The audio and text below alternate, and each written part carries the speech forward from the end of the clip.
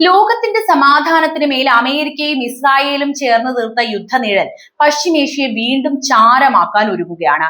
2026 May 11 കണക്കുകൾ പ്രകാരം മേഖല അതീവ ഗുരുതരമായ ഒരു ഘട്ടത്തിലൂടെയാണ് കടന്നു പോകുന്നത് എന്ന് പറയുന്നു. ഇറാനെ ഒതുക്കി നിർത്തി മേഖലയിൽ ആധിപത്യം സ്ഥാപിക്കാനുള്ള അമേരിക്കയുടെ ടെൽ അവീവിന്റെയും തന്ത്രപരമായ നീക്കങ്ങൾ പശ്ചിമേഷ്യയുടെ മണ്ണിൽ വീണ്ടും യുദ്ധകാഹളം മുഴക്കുകയാണ്. യുദ്ധം അവസാനിപ്പിക്കണമെന്ന വ്യാജേന അമേരിക്കൻ പ്രസിഡന്റ് ഡൊണാൾഡ് ട്രംപ് മുന്നോട്ട് വെച്ച 14 നിർദ്ദേശങ്ങൾ ഇറാൻ തള്ളിക്കളഞ്ഞതോടെയാണ് പ്രതിസന്ധി രൂക്ഷമായത്. തങ്ങളുടെ പരമാധികാരത്തിന് മേലുള്ള കടന്നുകയറ്റമായി ഈ നിർദ്ദേശങ്ങളെ കാണുന്ന ഇറാൻ തങ്ങളുടെ മരവിപ്പിച്ച ആസ്തികൾ വിട്ടു നൽകണമെന്നും ഹോർമുസ് കടലിടുക്കിലെ പരമാധികാരം ഉറപ്പാക്കണമെന്നും കർശനമായ നിലപാട് തന്നെയാണ് സ്വീകരിച്ചത്.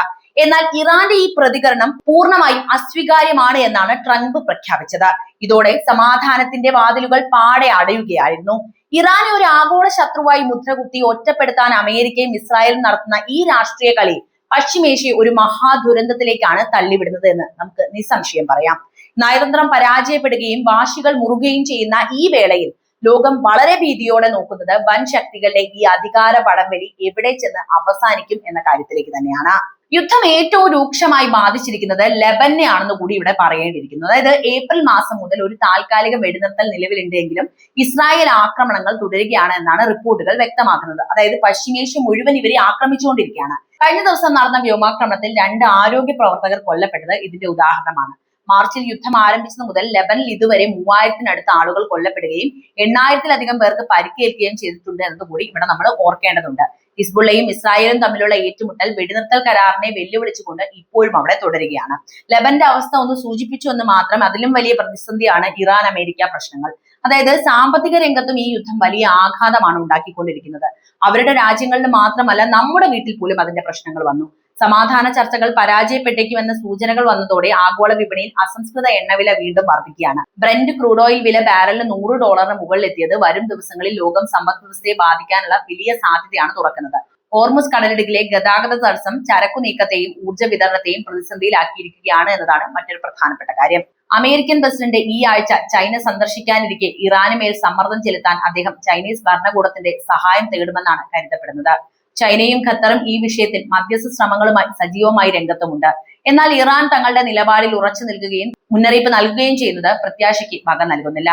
നയതന്ത്ര ശ്രമങ്ങളും സൈനിക നീക്കങ്ങളും ഒരേ സമയം നടക്കുന്ന ഒരു അനിശ്ചിതാവസ്ഥയിലാണ് പശ്ചിമേഷ്യ ഇപ്പോഴുള്ളത്. വെടിനിർത്തൽ കരാറുകൾ ലംഘിക്കപ്പെടുന്നതും ചർച്ചകൾ പരാജയപ്പെടുന്നതും മേഖലയെ ഒരു സമ്പൂർണ്ണ പ്രാദേശിക യുദ്ധത്തിലേക്ക് നയിച്ചേക്കാമെന്ന ഭീതിയാണ് വർദ്ധിപ്പിക്കുന്നത്. വരും ദിവസങ്ങളിലെ അന്താരാഷ്ട്ര ഇടപെടലുകൾ പശ്ചിമേഷ്യയുടെ ഭാവി നിർണ്ണയിക്കുന്നതിൽ ഏറെ നിർണായകവുമാണ്. പശ്ചിമേഷ്യയിൽ ഇസ്രായേലും ഇറാനും തമ്മിലുള്ള വാക്പോരും ലെബനിലെ സൈനിക നീക്കങ്ങളും വെറും ഒരു പ്രാദേശിക തർക്കത്തിനപ്പുറം ആഗോളതലത്തിൽ വലിയ പ്രത്യാഘാതങ്ങൾ സൃഷ്ടിക്കുകയാണ് എന്ന കാര്യം നമ്മൾ കൃത്യമായിട്ട് വിലയിരുത്തിയിട്ടുണ്ട്. ലോകത്തെ ഏറ്റവും പ്രധാനപ്പെട്ട സമുദ്രപാതകളിൽ ഒന്നായിട്ടുള്ള ഹോർമുസ് കടലിടുക്കിനെ കേന്ദ്രീകരിച്ചുള്ള അനിശ്ചിതാവസ്ഥ അന്താരാഷ്ട്ര വിപണിയെ വല്ലാതെ ഉലയ്ക്കുകയും ചെയ്യുന്നു.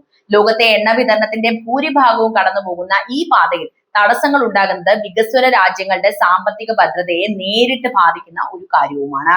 അമേരിക്ക മുന്നോട്ട് വെച്ച സമാധാന പാക്കേജുകൾ ഇറാൻ തള്ളിക്കളഞ്ഞത് ആഗോള ഓഹരി വിപണികളെയും വലിയ ഇടിവുണ്ടാക്കിയിട്ടുണ്ട്. യുദ്ധം നീണ്ടു പോവുകയാണ് എങ്കിൽ ഇന്ധന വിലയിൽ ഉണ്ടാകുന്ന വർധനവ് നിത്യോപയോഗ സാധനങ്ങളുടെ വിലക്കയറ്റത്തിന് തന്നെ കാരണമാകും.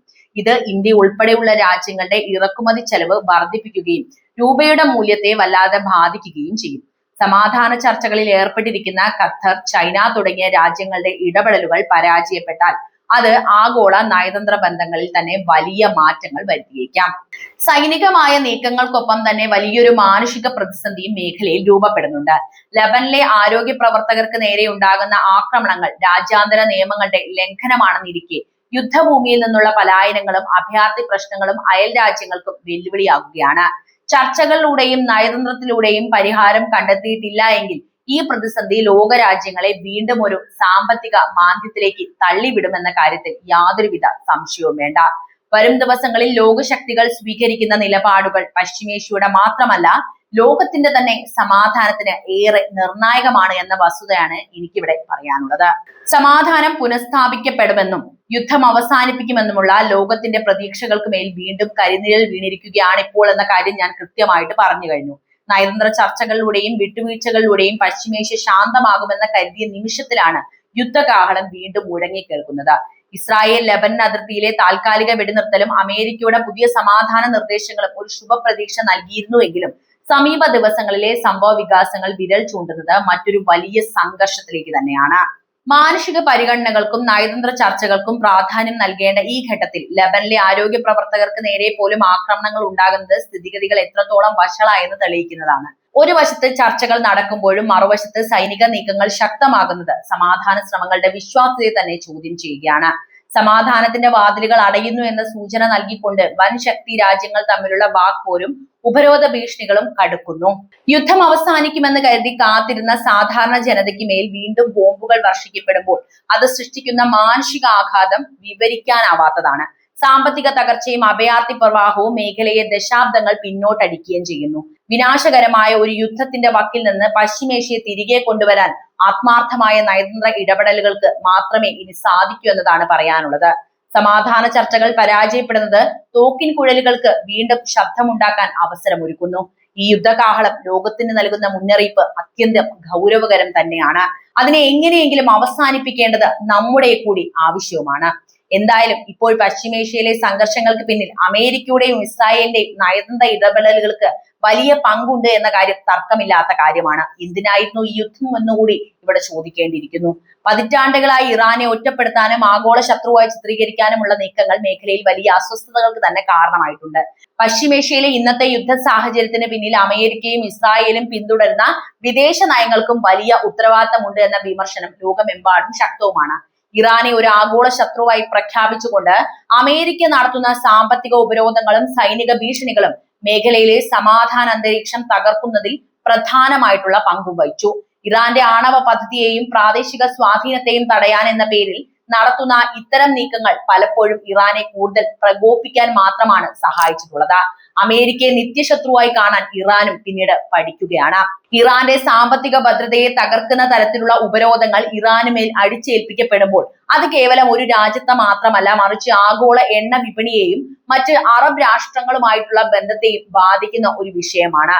ഇസ്രായേലും ഇറാനും തമ്മിലുള്ള ദീർഘകാലമായുള്ള ശത്രുതയെ തങ്ങളുടെ രാഷ്ട്രീയ താല്പര്യങ്ങൾക്കായി അമേരിക്ക ഉപയോഗിക്കുന്നു എന്ന ആരോപണവും ഇവിടെ നിലനിൽക്കുന്നുണ്ട്. ലബനനിലും സിറിയയിലും ഉൾപ്പെടെ നടക്കുന്ന സൈനിക ഇടപെടലുകൾ ഈ വലിയ രാഷ്ട്രീയ കളിയുടെ ഭാഗമാണ് എന്നാണ് നിരീക്ഷകരും ചൂണ്ടിക്കാണിക്കുന്നത്. ഇറാനെ പ്രതിക്കൂട്ടിൽ നിർത്തിക്കൊണ്ട് നടത്തുന്ന ഇത്തരം ഏകപക്ഷീയമായ നീക്കങ്ങൾ ചർച്ചകൾക്കുള്ള വാതിലുകൾ അടയ്ക്കുകയാണ് ചെയ്യുന്നത് എന്ന് ഞാൻ നേരത്തെ തന്നെ സൂചിപ്പിച്ചല്ലോ. വിട്ടുവീഴ്ചയില്ലാത്ത നിലപാടുകളും സൈനിക മേധാവിത്വം ഉറപ്പിക്കാനുള്ള ശ്രമങ്ങളും പശ്ചിമേഷ്യ ഒരു സ്ഫോടനാത്മകമായ അവസ്ഥയിൽ എത്തിച്ചിരിക്കുകയാണ്. ആഗോള സമാധാനത്തിന് ഭീഷണിയാകുന്ന തരത്തിൽ ഒരു രാജ്യത്തെ മാത്രം ലക്ഷ്യം വെച്ചിട്ടുള്ള ഈ നീക്കങ്ങൾ അവസാനിപ്പിക്കാതെ പശ്ചിമേഷ്യയിൽ ശാശ്വതമായ സമാധാനം കൊണ്ടുവരിക അസാധ്യമായ കാര്യവുമാണ്. വൻ ശക്തികളുടെ ഈ വടംവലിയിൽ ബലിയാടാകുന്നത് ലക്ഷക്കണക്കിന് സാധാരണ ജനങ്ങളാണ്. അത് തിരിച്ചറിയേണ്ടതും പ്രവർത്തിക്കേണ്ടതും ലോകം തന്നെയാണ്. അന്താരാഷ്ട്ര സംഘടനകളും അതുപോലെ വലിയ ശക്തികളാണെന്ന് അവകാശപ്പെടുന്ന രാജ്യങ്ങളും ഈ വിഷയത്തിൽ കൃത്യമായ ഇടപെടലുകൾ നടത്തി മതിയാകുള്ളൂ. അങ്ങനെയല്ല കാര്യമെങ്കിൽ പശ്ചിമേഷ്യയിൽ നിന്ന് ഉയരുന്ന ഓരോ വെടിയൊച്ചകളും ഓരോ ബോംബ് ആക്രമണങ്ങളും നമ്മുടെ അടുക്കളയിൽ പോലും സ്ഫോടനങ്ങൾ ഉണ്ടാക്കിയേക്കാം. അതിന്റെ ഉദാഹരണങ്ങൾ നമുക്കിനി പ്രത്യേകം എടുത്തു പറയേണ്ടതില്ലല്ലോ. നമ്മൾ തന്നെ അതിന്റെ പേരിൽ എത്രത്തോളം വലഞ്ഞിരിക്കുന്നു അല്ലെ? എന്താണ് ഈ വിഷയത്തിൽ നിങ്ങൾക്ക് പറയാനുള്ളത് എന്നറിയാൻ എനിക്ക് താല്പര്യമുണ്ട്. എന്ത് തന്നെയായാലും കമന്റ് ബോക്സിൽ എഴുതുമല്ലോ. അപ്പോൾ വീഡിയോ ഇഷ്ടമാവുകയാണെങ്കിൽ ലൈക്ക് ചെയ്യാനും കൂടുതൽ ആളുകളിലേക്ക് ഈ വിവരങ്ങൾ എത്താൻ ഒന്ന് ഷെയർ ചെയ്യാനും ചാനൽ ഒന്ന് സബ്സ്ക്രൈബ് ചെയ്യാനും ശ്രദ്ധിക്കുമല്ലോ.